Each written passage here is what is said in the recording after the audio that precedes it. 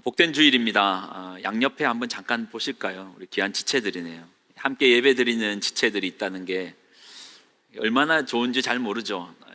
저는 배 타봐서 압니다. 배에 교회 없잖아요. 성도 없잖아요.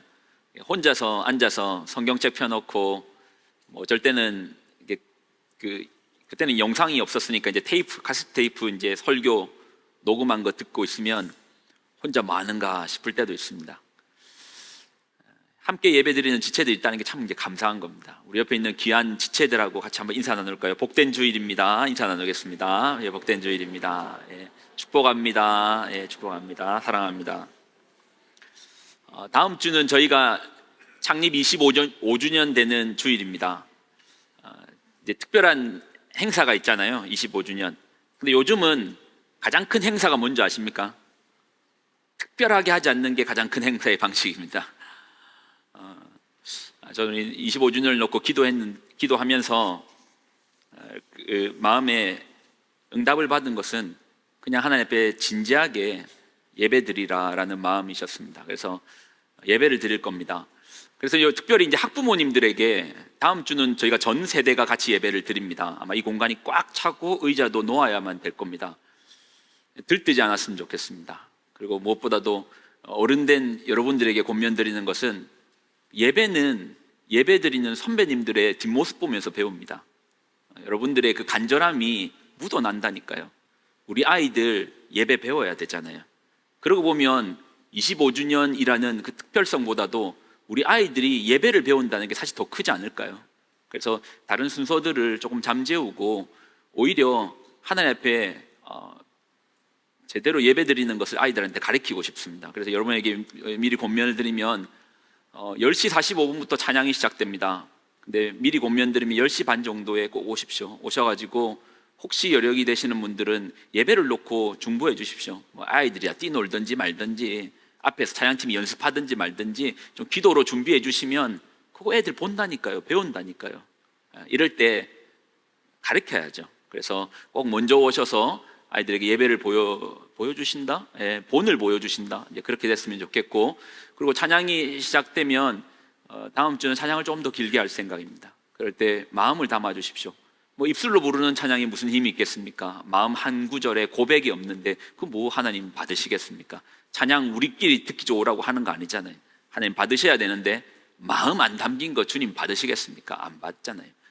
기도로 준비하시고 마음을 담아서 오늘 다음 주 이 공간에서 예배를 드릴 때 온 공간을 차고 넘치는 성령님의 역사하심을 경험하는 그런 예배가 되기를 축원드립니다. 아멘이십니까? 몇 시에 오시라고요? 10시 반. 10시 반 먼저 오셔서 기도해 주십시다. 지난주 말씀에서요, 저희는 이제 이스라엘이 넘어진 자리를 봤습니다. 우상 숭배였습니다. 우상 숭배. 그리고 우상 숭배의 실체를 살폈습니다. 돌멩이 아니라니까요. 조각하면 그 돌이 다른 거 됩니까? 그래봐야 돌멩이지. 나무 조각을 조각한다고 그게 우상이 됩니까? 불에 던지면 활활 타버리는 거. 우상이 뭡니까? 우상은 결국 내가 만든 신, 내가 움직일 수 있는 신, 내가 성공을 위하여 비는 신, 내 뜻에 따라 움직이는 신. 우상이 뭐라고 했습니까? 그 신이 무슨 신이라 했습니까? 자신이라고 했잖아요. 우상은 결국 자기 숭배라고 하지 않았습니까? 자, 그리고 오늘 두 번째로 우리는 이스라엘이 넘어졌던 자리를 살필 것입니다. 자, 이것이 무엇인지를 좀 살펴보겠습니다. 말씀 예레미야서 13장 15절 말씀입니다. 같이 읽습니다. 시작.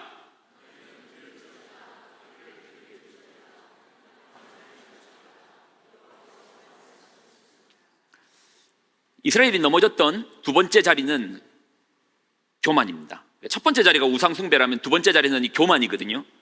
근데 교만이라는 게요, 사실 이제 형태가 없잖아요. 질량이 없잖아요. 우리가 어떤 무게값을 가지고 있는 게 아니잖아요. 우리 속에 분명히 자리는 잡고 있는데 그게 어떻게 생겼는지, 어떤 모양인지는 잘 모릅니다. 그래서 이제 교만이라는 게 무엇인가에 대해서 실상을 찾는다? 그 이면을 넘어 살펴본다? 중요합니다. 성경만이 그것을 밝히 알려줄 것입니다. 성경이 교만을 무엇이라 하는가? 다시 한번 본문을 읽겠습니다. 15절 다시 한번 읽습니다. 시작.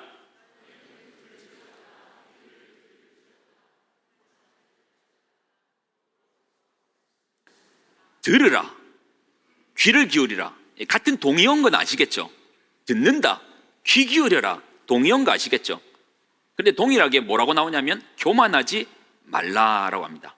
듣는 것, 귀를 기울이는 것, 교만하지 않는 것, 이 세 가지가 같은 맥을 가지고 있는데 잘 들린다라는 겁니다.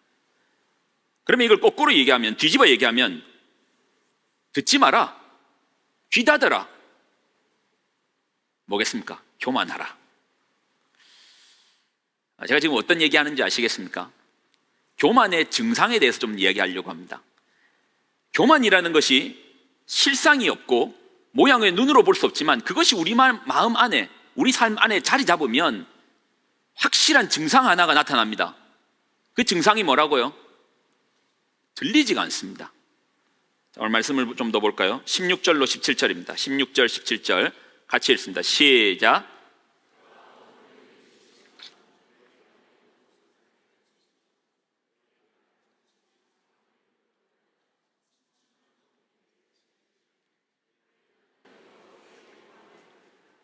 너희가 이를 듣지 아니하면 나의 심령이 너희 교만으로 말미암아 은밀한 곳에서 울 것이며 여호와의 양떼가 사로잡힘으로 말미암아 눈물을 흘려 통곡하리라. 그러니까 교만이라는 것의 가장 특별한 이제 증상이, 눈에 보이는 증상이 들으면 사는데, 들으면 길이 있는데, 들리면 보이지 않는 길이 보일 건데 들려지지가 않는 게 이제 교만의 첫 번째 증상입니다. 하나님은 끊임없이 우리에게 말씀하시는 하나님이십니다. 이거 성경이 증명이지 않습니까? 끊임없이 주님의 사람들을 보내서 우리에게 말씀하여 주십니다. 근데 들리지가 않아요. 왜요? 교만하면요. 교만의 첫 번째 증상은 들려지지가 않습니다. 거기 가면 안 된다니까. 오, 떨어진다니까. 거기 낭떠러지가 있다니까. 들으면 사는데 안 들어요. 끊임없이 갑니다. 언제 합니까? 홀싹 떨어져 보면 합니다. 첫 번째 증상은 교만은 들리지 않습니다. 자, 두 번째 증상은 우리의 어떻게 보면 가장 죄가 먼저 들어왔던 자리가 어디입니까? 창세기 3장에 아담 몇 대 할아버지도 모르는 그 할아버지의 죄로부터 이제 시작되어서 이걸 우리가 원죄, 오리지널 신이라고 하지 않습니까? 원죄라고 하는데, 이 원죄가 자리 잡게 되었던, 우리가 이제 원죄로 말미암아 지금까지 우리가 고생하는 그 죄의 시작점 앞에 무엇이 있었습니까? 교만함이 있지 않았습니까? 우리가 하나님처럼 될 거야. 네가 하나님처럼 될 수 있어.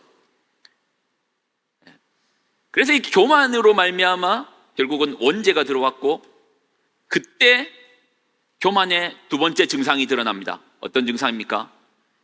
그때 하나님께서 먹지 마라 했던 열매의 이름이 뭡니까? 선, 악을 알게 하는 나무의 열매를 먹었습니다.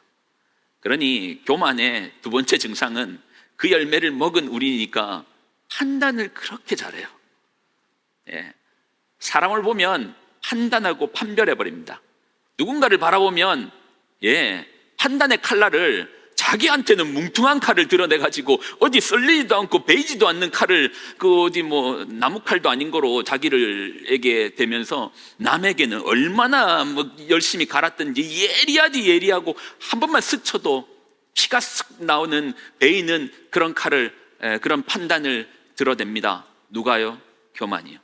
그래서 성도분들을 만나면 꼭 물어보는 게 있습니다. 교제가 깊어지면 물어보는 게, 요즘 말씀이 들리십니까?를 물어봐요. 들리지 않으면, 예배 가운데 하나님의 음성이 들리지 않는다면, 그러면 이제 교만에 빨간불이 켜진 거 아닙니까? 교만이라는 부분을 살피면서요, 이제 우리 교만에 조금 더 이제 실상으로 들어갈 겁니다. 이제 저희는 증상을 좀 살폈고, 이제 교만이라는 실상을 좀 들어갈 것인데, 교만이라는 게 뭔가, 도대체 교만이 뭔가? 증상은 알겠는데 도대체 그 교만이라는 병균은 어떤 모양으로 되어 있는가? 도대체 우리 안에 어떻게 침투되어 있는가? 이걸 살펴볼 겁니다. 성경에 보면 가장 대표적인, 교만하면 대표적인 인물이 사울입니다.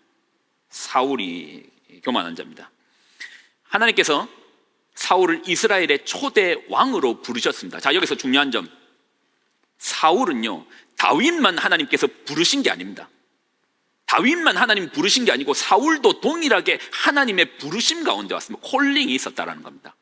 하나님이 찾으셨습니다. 누가 이스라엘 백성 가운데 왕으로 세워야 되는 것인가를 찾는 가운데 누구를 찾았다? 사울을 찾으셨다는 겁니다. 사울도 동일하게 기름 부음을 하나님 부어주셨습니다. 그리고 더 놀라운 사실은 무엇인지 아십니까? 오히려 성경에 보면 다윗보다도 성령 충만에 대해서 더 먼저 경험하고 더 많이 분량을 차지하고 성령 충만으로 말미암아 예언하고 성령 충만함으로 말미암아 전쟁에 나아갔던 인물은 사울입니다. 뭘 말하죠? 사울은 성령 충만도 경험했다라는 겁니다. 그랬던 그가 교만의 대명사가 되어버렸습니다. 어쩌다가. 근데 여기서 우리가 좀 경계를 해야 되는 게 사울 하나님 부르심 받았다니까요. 하나님 부르시던 날에 자기 자신이 너무나 부끄러워 진보 다리에 숨었던 인물이 사울입니다. 겸손했다니까요. 그게 끝입니까? 아니요. 성령 충만 받았다니까요. 여러분 예언하십니까? 사울은 예언했습니다. 예언도 해본 사람입니다. 예, 유약했던 그 모습이었는데 성령께서 그에게 강하게 감동하여 주시니까 갑자기 용기가 백배하여 그 전쟁에도 나갔던 인물이 사울입니다. 성령 충만도 경험했다니까요. 그랬던 사울도 교만이란 것 앞에서 넘어져 버렸어요. 그렇다면 우리 또 조심해야겠죠. 우리하고는 상관없다? 아니요.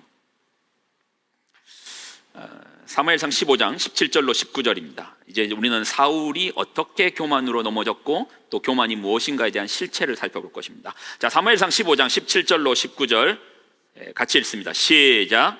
사무엘이 이르되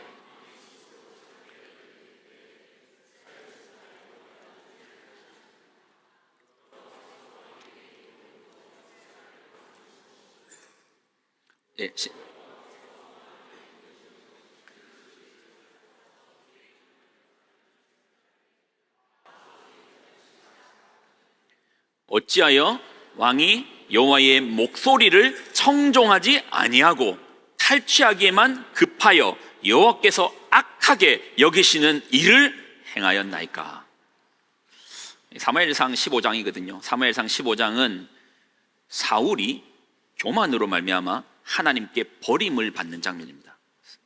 여기서부터 하나님은 버리시기로 작정했습니다.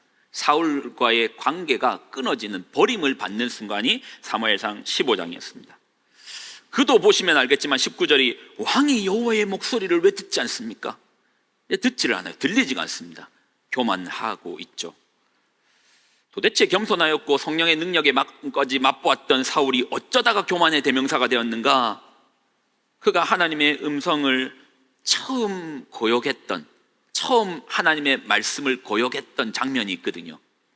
저희는 또 그 장면을 살필 겁니다. 그리고 그 장면을 보면 교만의 실체, 실상, 그 이면이 보입니다. 자, 교만이 무엇인지를 한번 살펴보겠습니다. 사무엘상 13장 11절로 12절입니다. 되어지나요? 예, 11절로 12절 천천히 한번 읽으면서 여러분 한번 찾아보십시오. 교만이 뭔지, 도대체 교만은 어떻게 생겨먹었는지, 예, 교만이라는 게 뭔지를 한번 찾아보십시오. 11절로 12절 읽습니다. 시작.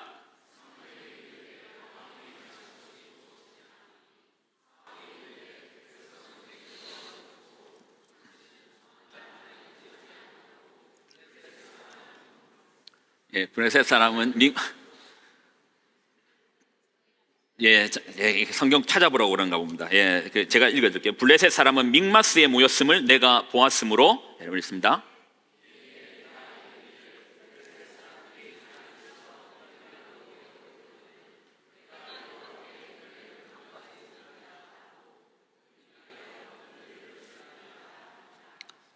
찾으셨습니까?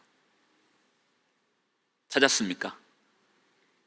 교만의 그 실체가 1g의 무게도 가지고 있지 않는 그 교만이라는 것이 어떻게 생겨먹었는지 좀 발견하셨습니까? 모르겠습니까? 본문 속에는 교만의 실체가 드러났는데 발견하지 못하셨습니까? 다시 한번 읽으실 때는 이제 빨간 줄로 저는 색칠을 좀 넣어놨습니다. 이번에는 박자 좀 잘 맞춰주십시오. 예, 다시 한번 읽으실 때 교만이 어떻게 생겨 먹었는지 한번 여러분 찾아보십시오. 자, 13장 11절로 12절 다시 읽습니다. 시작.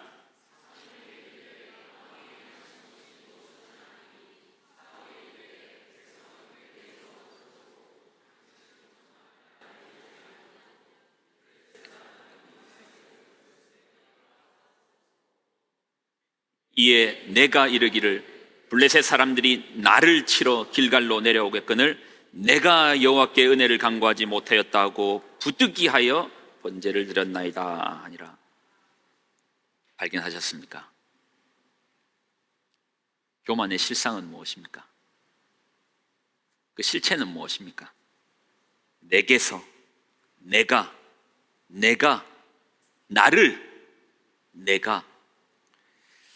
사울이 등장하는 다른 본문에서도 비슷한 현상을 발견할 수 있습니다. 사무엘상 15장 30절도 한번 찾아보실래요? 15장 30절 띄워주시고 다시 한번 읽겠습니다. 시작. 사울이 이르되 내가 범죄하였을지라도 처음 내 백성의 장로들 앞에 이스라엘 앞에서 나를 높이사 나와 함께 돌아가서 내가 당신의 하나님 여호와께 경배하게 하소서. 사울이 어느 순간부터 교만이라는 것에 발목이 점점점 잡혀와서 어느 순간 되니까 이제는 왕의 신분도 망각하고 하나님 그 부르심도 잊혀지고 그 은혜도 온데간데 없고 더 이상 누구의 얘기도 들어오지 않고 하나님이 말씀하셔도 그 하나님의 음성도 들어오지 않는 존재로 바뀌어버렸습니까? 교만의 실체는 무엇입니까? 교만은 결국 내 속에 내가 너무 많은 거죠.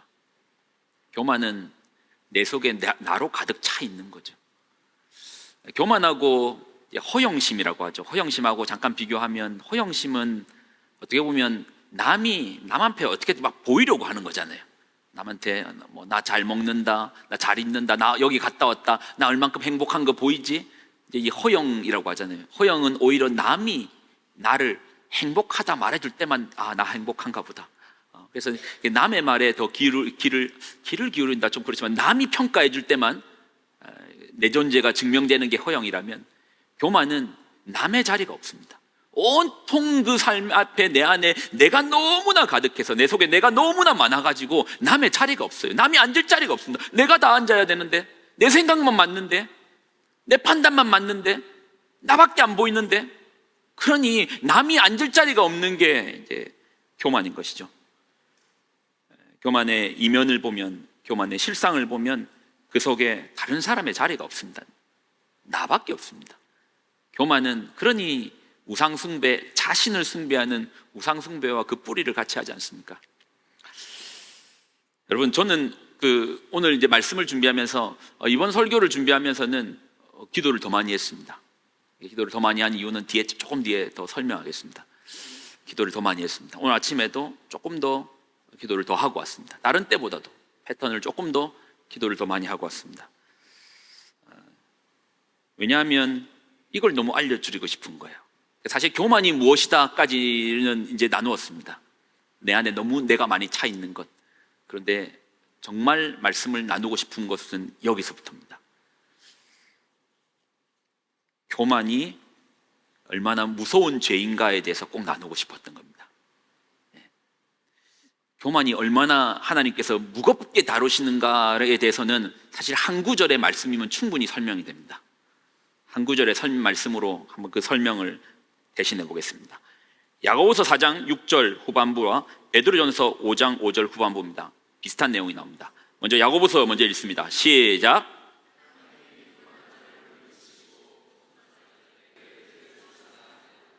하나님이 교만한 자를 물리치신다. 자, 그 다음 구절도 보십시오. 자, 시작. 하나님이 교만한 자를 대적하시되 겸손한 자들에게는 은혜를 주시니라. 교만의 무게값이, 그 죄의 무게값이 얼마나 무거운가에 대해서 우리가 생각해 볼 때 한 구절이면 충분합니다. 누가 이 문제를 직접 다루시는가, 누가 이 죄에 대해서 그 값을 물으시는가에 대해서만 안다면은 교만의 무게값을 쉽게 발견할 수 있습니다.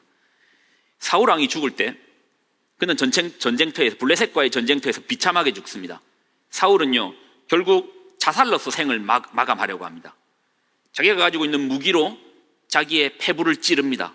금속이 자기 몸을 통과해서 그렇게 자살하여 죽으려고 합니다. 자, 그 장면이 사무엘상 31절 4절입니다. 31장 4절입니다. 사무엘상 31장 4절 같이 한번 읽을까요? 시작.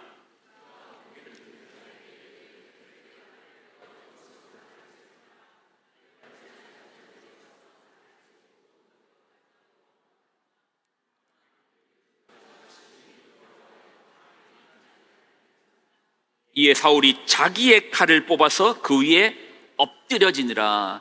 사무엘상에서는 그 마지막 장에서는 사울이 어떻게 죽는다? 자살해서 죽는다라고 성경이 나와 있습니다. 그런데요, 성경을 조금 더 보면은 사울의 자살은 성공하지 않습니다. 칼이 자신의 몸을 관통한 채 몇 시간인지도 모른 그 시간 속에서 그렇게 죽지도 못하고 이렇게 달려 있습니다. 칼이 몸을 통과했습니다. 그럼 사울은 어떻게 죽는가? 그 속에서 메시지를 하나 살필 것입니다. 사울의 죽음의 모습을 보면서 하나님 말씀하시는 하나님의 음성을 한번 들어보려고 합니다. 자, 이제 이 부분은 뭐냐면 사무엘하로 넘어가면 사울이 어떻게 죽었는지를 더 정확하게 우리가 볼 수 있는데요, 거기서 좀 우리가 생각해 봐야 될 문제가 있습니다. 사무엘하 1장, 사무엘상 31장에서 한 장만 넘기면 바로 사무엘하 1장이 나오거든요. 자, 거기에서는 어떤 청년이 다윗에게 달려옵니다. 그리고 다윗에게 사울이 어떻게 죽었는지를 설명합니다. 자, 그 내용을 좀 보겠습니다. 사무엘하 1장 6절로 10절입니다. 같이 한번 읽을까요? 시작. 그에게 알리려 이르되 내가 우연히 길보아 산에 올라가 보니 사울이 자기 창에 기대고 병거와 기병은 그를 급히 따르는데 사울이 뒤로 돌아 나를 보고 부르기로 내가 대답하되 내가 여기 있나이다 한즉 내게 이르되 너는 누구냐 하시기로 내가 그에게 대답하되 나는 아멜렉 사람이니이다. 자, 첫 번째, 그는 아말렉 사람이었습니다. 그 아말렉 사람이 어떻게 하는지 좀 보겠습니다. 자, 계속 읽습니다. 9절 시작. 또 내게 이르시되 내 목숨이 아직 내게 완전히 있으므로 내가 고통 중에 있나니 청하건대. 칼이 꼽힌 채 아직까지 호흡이 있습니다. 그때 옆에 있는 아말렉 청년에게 사울이 이렇게 말합니다. 자, 너는 내 곁에 서서 나를 죽이라 하시기로, 제가 마지막 읽습니다. 그가 엎드려진 후에 살 수 없는 줄을 내가 알고, 그 아말렉 청년의 말입니다. 그의 곁에 서서 죽이고 그의 머리에 있는 왕관과 팔에 있는 고리를 벗겨서 다윗에게 가져왔습니다 라는 이렇게 보고하는 내용입니다. 결국 사울은 누구 손에 의해서 죽임을 당하게 된 것입니까? 아말렉인의 손에 죽임을 당했습니다. 이게 어떻게 메시지가 되는가? 우리가 처음에 읽었던 구절이 사무엘상 15장입니다. 사울이 하나님 앞에 버림을 받았습니다. 버림을 받을 때 하나님 주셨던 말씀은, 하나님께서 사울에게 주셨던 말씀은 아말렉을 진멸하라라는 것입니다. 아말렉을 땅에 남겨두지 말고 진멸하라.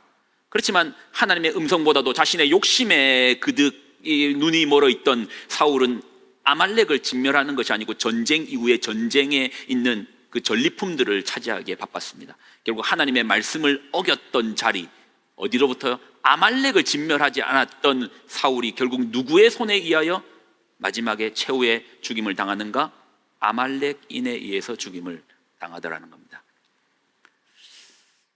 사울의 마지막은 아말렉인의 손에 죽습니다. 하나님께서 교만한 사울을 직접 대적하시는 장면이 성경에 나와 있습니다.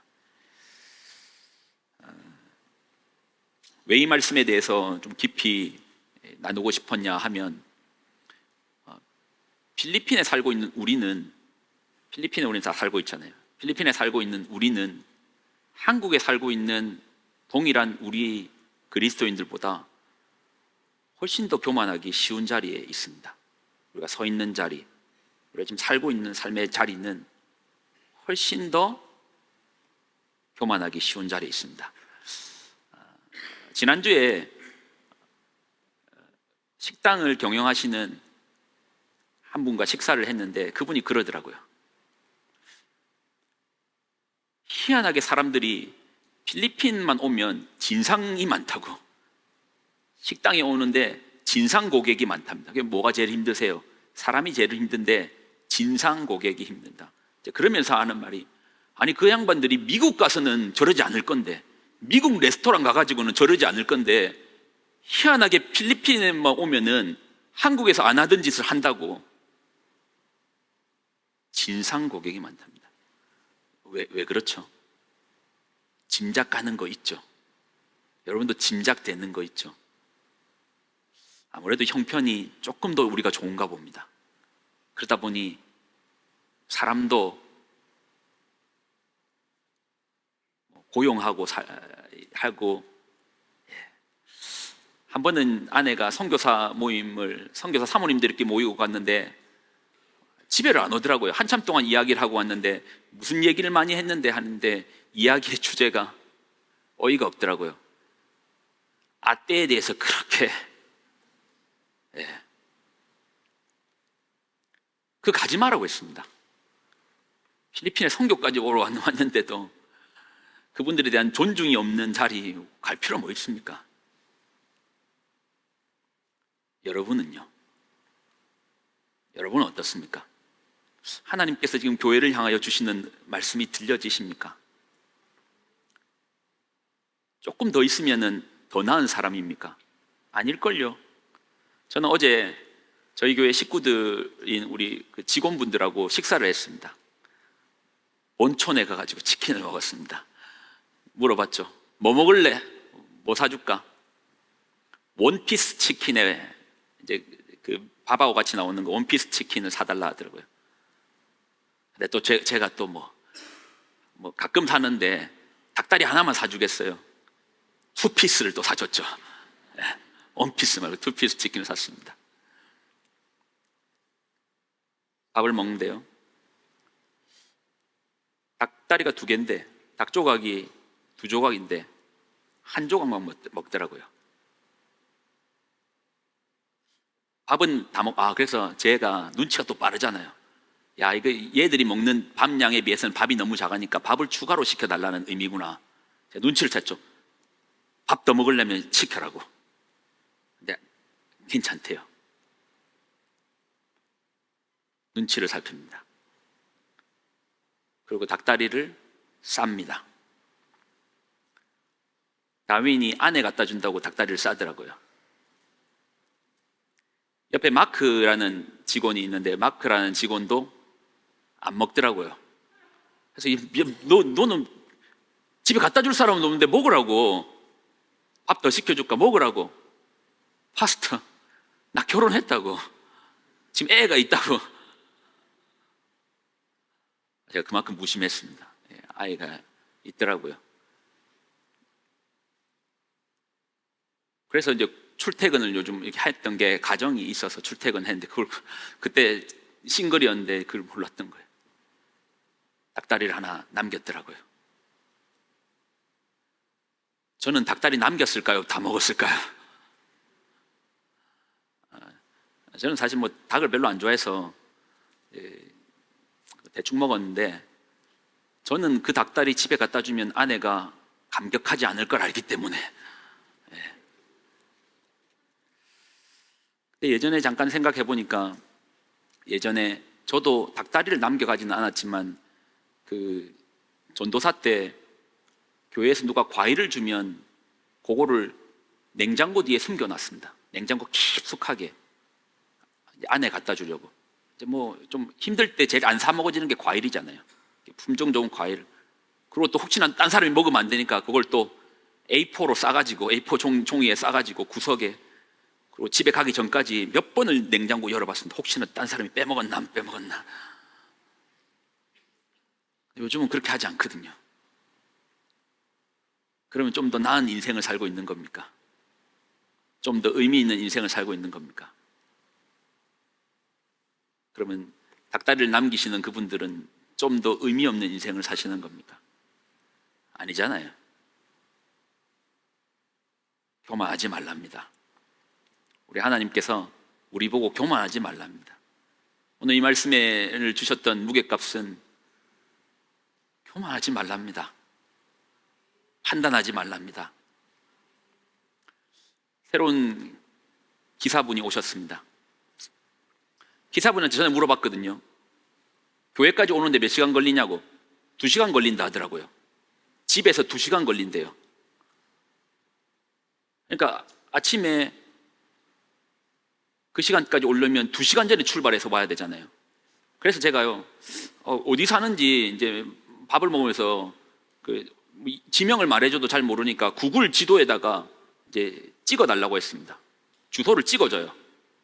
그런데 갑자기 실망스러운 거예요. 주소를 찍었는데 2시간 거리가 아니고 1시간밖에 안 걸리는 거예요. 1시간밖에 안 걸리는 거리를 2시간이라고 하는 게 어떤 의도를 가지고 있지? 판단을 했죠. 그래서 제가 다시 물어봤습니다. 교회에서 집까지 얼마 걸려? 2시간 걸린대요. 그렇지만 제 핸드폰에는, 그 정확한 핸드폰에는 1시간이 채 안 걸리더라고요. 56분밖에 안 걸리는 거예요. 2시간 걸리는 거 맞아? 그러니까 제가 핸드폰을 보고 얘기하니까 그 친구가 얘기하더라고요. 스카이웨이 3를 타고 오면 1시간밖에 안 걸리는데 그 요금이 톨게이트를 2번 지나는데 300페소를 내야 된다. 제 기준에는 1시간밖에 안 걸리는 게 맞아요. 그렇지만 그 봉급을 받아가지고 매번 300페소, 300페소, 600페소를 내고 이 친구는 올 수 없으니까 그 친구 기준에는 2시간 걸리는 게 맞습니다. 거짓말한 게 아니었어요. 저는 거짓말하는 줄 알았어요. 제가 판단을 잘못한 거죠. 근데 우리 하나님은 이 친구가 2시간 만에 걸린다 했을 때 2시간 만에 걸리는 줄 아셨을걸요. 근데 우리는 저마다 자기의 기준으로, 자기가 먹은 선하게 알게 하는 기준으로 판단을 하니까 그 얼마나 우습습니까? 그리고 교만해가지고 남을 정죄하고 판단하고 그 사람 입장에 한번 가보지도 않아놓고 판단하는 그런 모습이 얼마나 많습니까? 책망 들을 만하죠. 오늘 말씀을 무겁게 여겨주시기를 예수님의 이름으로 부탁을 드립니다. 아멘이십니까? 그래서 하나님 우리에게 주시는 말씀도 있더라고요. 짧은 구절의 말씀인데 마음에 좀 깊이 새기십시오. 그 말씀은 이겁니다. 빌립보서 2장 3절의 말씀입니다. 빌립보서 2장 3절의 말씀으로 무거운 마음으로 이 말씀을 이제는 읽고 마음에 깊이 새겨주시기를 부탁드립니다. 같이 한번 읽을까요? 시작. 오직 겸손한 마음으로 각각 자기보다 남을 낮게 여기라. 아멘이십니까? 더 존중하십시오. 에이, 이건 어때? 삶의 태도에 대해서 말한다? 아닙니다, 여러분. 교만의 죗값이 얼마나 무거운 줄 알면 이게 삶의 태도에 대해서 말하는 게 아닌 줄 알 겁니다. 이렇게 해야지 산다라는 겁니다. 이렇게 해야지 그 교만이라는 내 안에 가득 차 있는 나의 자리에, 의자에서 나를 발로 팡 차버리고 남의 자리 겨우 한 사람 내어준다라는 겁니다. 이렇게 해야 산다는 겁니다. 삶의 태도를 말하는 게 아닙니다. 이렇게 해야지 남한테 존경받는다, 그런 도덕적인 거 말하고 싶은 게 아닙니다. 이렇게 해야지 하나님의 대적을 피할 수 있다라고 주시는 말씀입니다. 다시 한번 이 말씀을 마음에 새기고 우리도 찬양의 자리로 우리 한번 나가 볼까요? 찬양팀 좀 나와 주시고요. 다시 한번 빌립보서 2장 3절의 말씀을 마음에 새기고 정말 나보다 남을 또 존중하는 우리가 되기를 소망합니다. 같이 한번 읽을까요? 시작. 오직 겸손한 마음으로 각각 자기보다 남을 낮게. 여러분, 그렇게 사시는 여러분 되시기를 예수님의 이름으로 부탁을 드립니다. 아멘이십니까? 교만으로부터 벗어나십시오. 삶의 자리마다 교만이 너무 많아지면 나중에 하나님 소리도 안 들립니다. 하나님 말씀에도 안 들려요.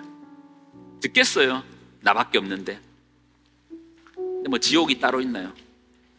그런 교만한 자들에게 열리는 게 지옥 아니겠습니까? 이 땅에서도요.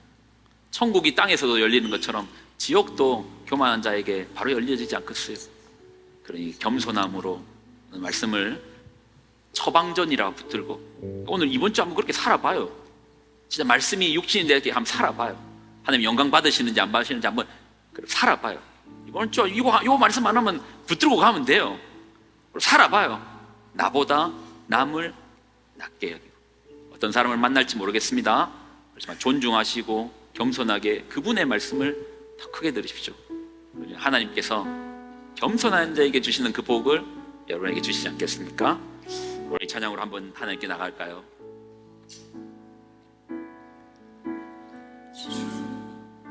주발 앞에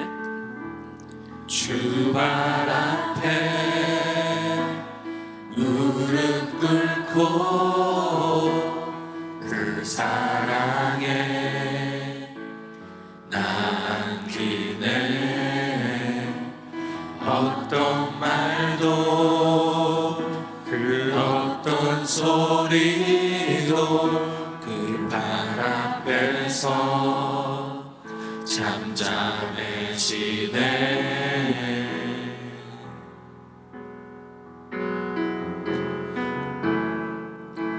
주 나의 사랑 그 발 앞에 앉아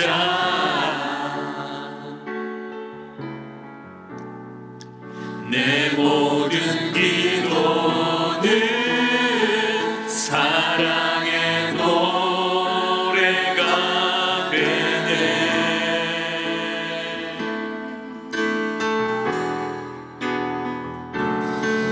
주의 옷자락 만지며 주의 두 발을 씻기며 주님 그 발에 입 맞추며 주님 그 발에 입 맞추며 나의 왕관을 놓으리. 나의 왕관을 놓으리. 주의 옷자락 만지며 옷자락 만지며 주의 두 발을 씻기며 주님 그 발에 입 맞추며 나의 왕관을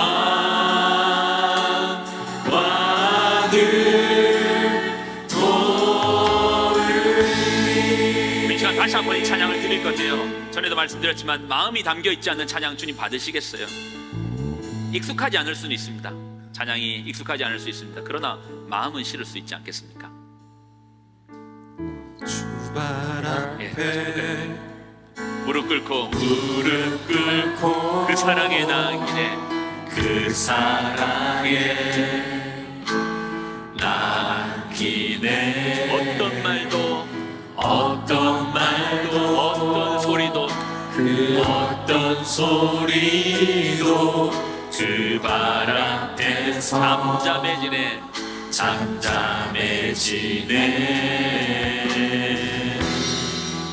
주 나의 사랑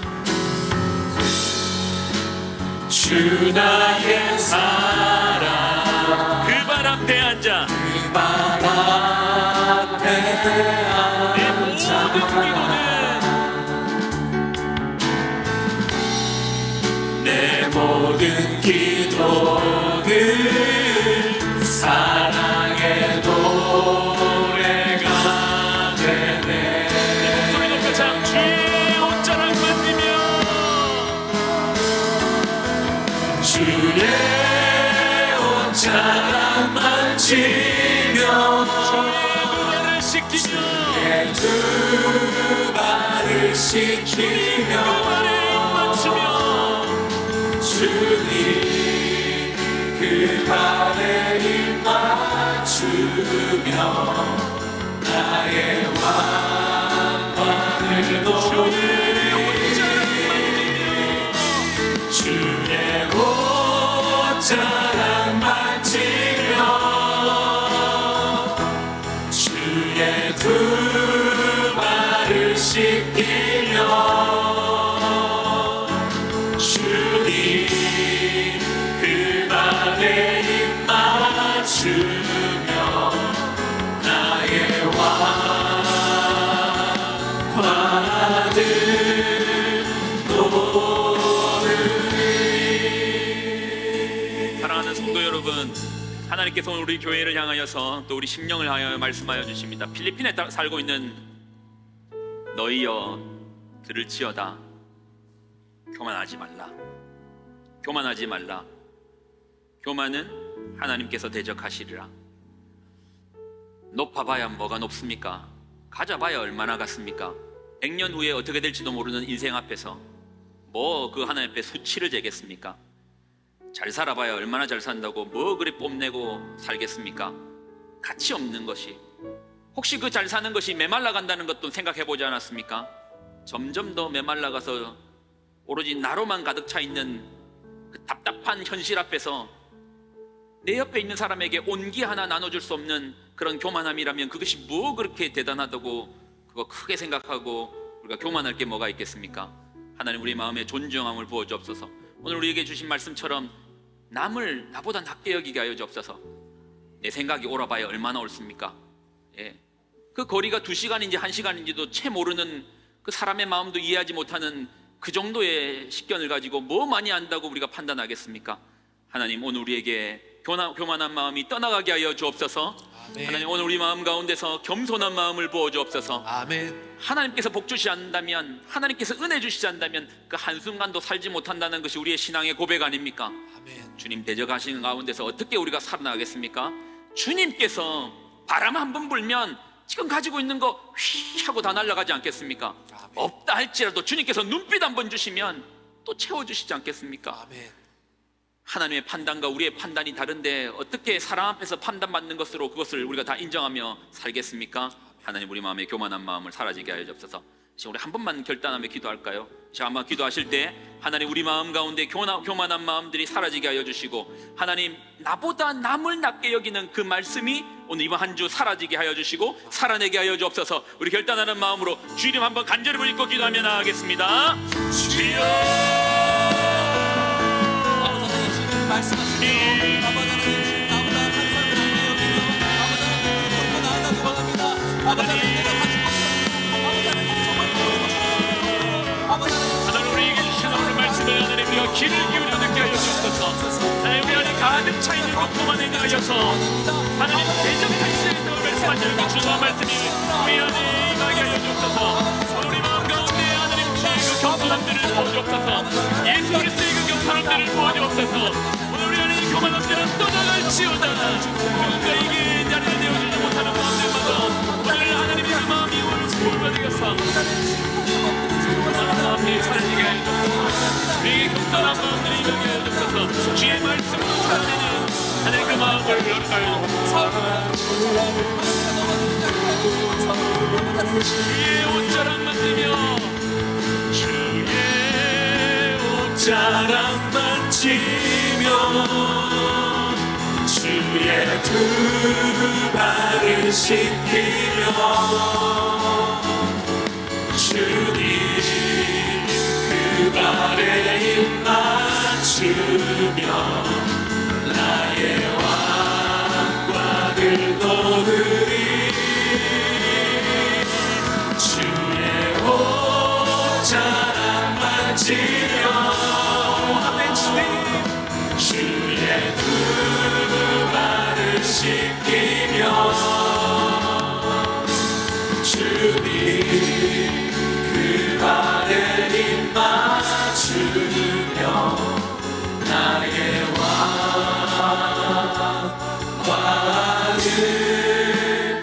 놓으리.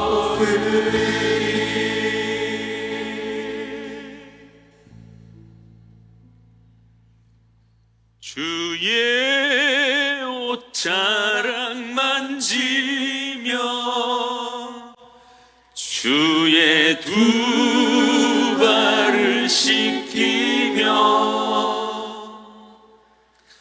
주님 그 발에 입 맞추며 나의 왕관을 놓으리 주의 옷자락 만지며 주의 두 발을 씻기며 주님 그 발에 입 맞추며 나의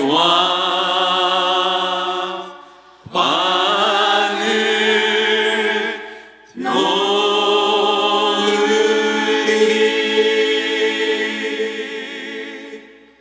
하나님, 이제 우리의 입술의 고백이 우리가 여러 모양으로 쓰고 있었던 그 왕관을 주의 발 앞에 내려놓습니다 라고 고백했습니다. 별거 아닌데, 어쩌면 허무할 수도 있는데, 별거 아닌데 허무한 것인데 홈은 있는 대로 다 부리면서 그렇게 쓰고 다녔습니다. 조금 더 가졌다고 더 나은 인생을 사는 것도 아닌데, 조금 더 좋은 옷 입었다고 더 사랑이 많은 것도 아닌데, 하나님, 우리가 참으로 교만했습니다. 이 말씀을 우리가 깊이 새기게 하여 주옵소서. 우리 안에 교만을 떠나가게 하여 주옵소서. 우리 새생명교회로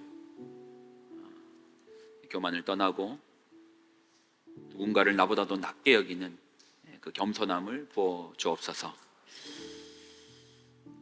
이제는 우리 주 예수 그리스도의 은혜와 하나님의 무한극진한 사랑하심과 성령님의 교통, 동행, 충만하심의 역사하심이 오늘의 말씀을 듣고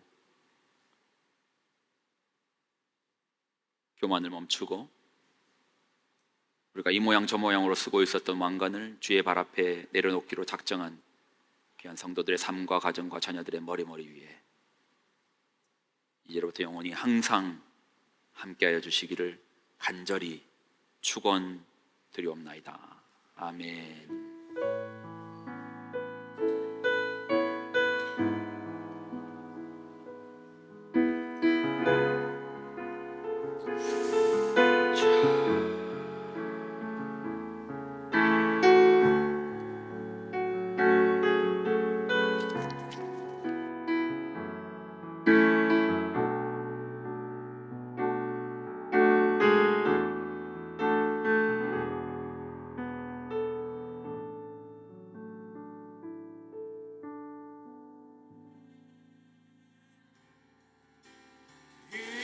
이루소서